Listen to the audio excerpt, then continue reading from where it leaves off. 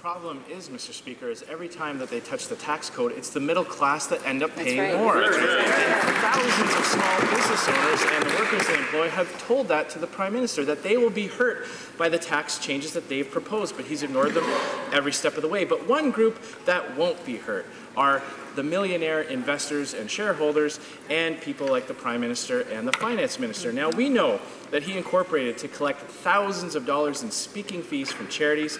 We know that he has a multi-million-dollar trust fund, and he brags that his fortune won't be touched. So if this really is about taxing the rich, can the Prime Minister list a single proposal in these new changes that will cost him even a...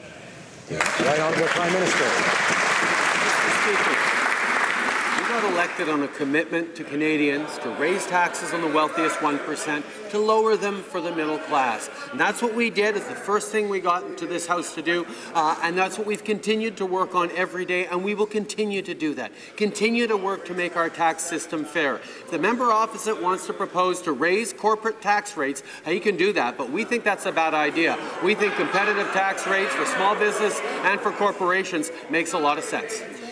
The Honourable Leader of the Opposition. Order. Mr. Speaker, that might be what they try to do, but the results of their action is that the wealthiest Canadians are paying less and middle-class Canadians are paying more in almost every single case.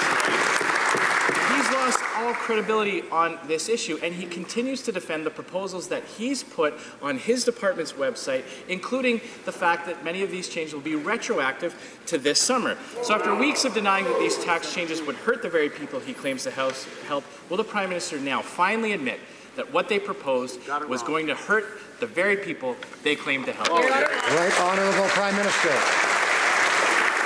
Mr. Speaker, as we said from the very beginning, we're looking at making the tax system fair. Canadians know that wealthy Canadians are encouraged with our current tax system to use private corporations as a way to pay lower tax rates than many middle-class Canadians. We don't think that's fair. Canadians don't think that's fair. That's why they sent us to Ottawa to fix what we inherited from the Conservatives, and that's exactly what we're doing. First thing we did, lower taxes on the middle class, raise them on the wealthiest 1%, and we delivered a Canada Child benefit that gives more money to 9 out of 10 Canadian families. They voted against it.